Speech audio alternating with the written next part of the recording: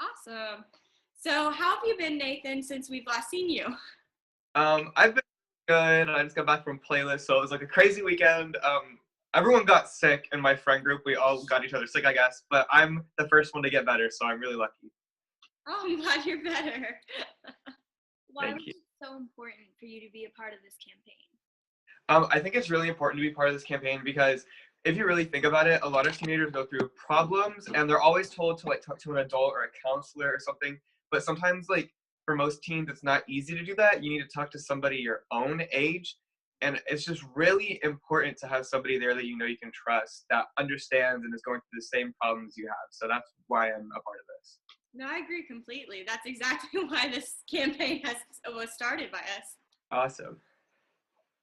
How did you learn to deal with all the hate from your social media growing? Um, some days I still can't deal with the hate, but it's okay because there is ways to deal with it, like blocking people or ignoring it or reading nice comments. But most of the time, ignoring it is just the way to go because if you ignore it, they'll kind of go away. And I've had haters turn into supporters in the past because I just kind of fought them with niceness, and then they turned into a fan account for me. And yeah, like this, just fight them with positivity. That's awesome.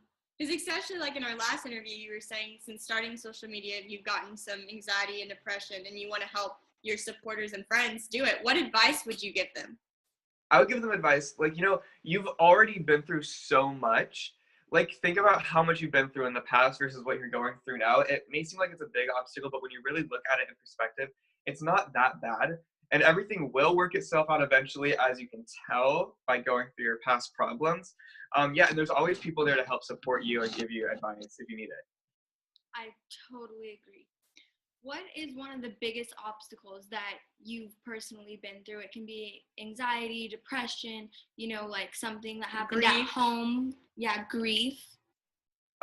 Let's see. A while ago, when my parents went through a divorce, that was probably the hardest thing ever. But I'm still very close with my mom and my dad, and we're all still very loving to each other. But it was a really hard time because during that time, we didn't have much money, and so like we were scrambling like coins we would find and stuff just to like pay for a haircut, simple things like that. So like I've been through really, really hard times, and luckily, like I'm blessed enough to have social media and not have to worry about any of that again. Like I'm able to help my mom pay her bills. Like my dad's working, my stepfather's working. They're all doing really great things. So that was probably one of the hardest things I've ever had to go through. And then recently, I did experience depression and anxiety for the first time.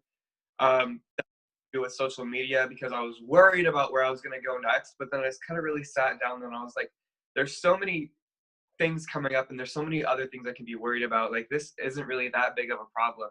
So I kind of just overcame that by putting it into perspective and thinking, it's not that big of a deal. Yeah. So Candace, she's the one who's the We Are Possible project. So Hi, Candace. that's her mom. Yeah. And so Oh, hi, Mom. so we're trying to because we're trying to dig deep. So with like you were saying, when you were younger, can you tell us like how old you were? Because so many people do experience their parents getting divorced. Oh my gosh, I think how many years ago was that? It's probably like 7 years ago. I think I was like 10, 11, or 12 when all that was going down, somewhere in that range. So I wasn't that old. I was really young. Oh wow. What steps did you take to overcome First of all, I um had to really like it was so complicated. Because first my mom got remarried and I had to go through the troubles of getting stepdad, which I love him now, but at first it was like really difficult to, get used to that big change. So to overcome that, we really just kind of did family things. I had to think. I talked to other people, asked for advice, and asking for advice is one of the best things you can do, especially people that have been through it. They can really help you. Just like if you want help, help will always be there for you. You just have to reach out and ask for it. Definitely. How did you overcome your stepdad and accept him? Just over time. Time really does fix everything. I mean, I've heard that so many times, and it's proven to be true. Time really can fix anything or make anything better, and it just kind of developed a love for my new family. Definitely. What message would you get?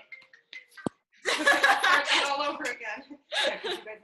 What message would you give your supporters for this week and this coalition? Like, what does #teens helping teens really mean to you? Teens Helping me is like a collaboration of all teens coming together that want to help or teens that need help. It's almost like the Red Cross, helping people that really need help, but it's teens helping teens emotionally, giving advice, offering help. I think it can really become such a big deal. It's just if you need help, help is there. I've said that so many times throughout the interview, but if you need help, help is there. And that's what Teens Helping Teens is all about. Definitely. Well, thanks so much for like opening up and talking to us about this. Thank you. Of course. Thank you. I'll see you guys soon, probably. Yes. Next time you're in LA, we'll have to get together. Yeah, for sure. I'll text you.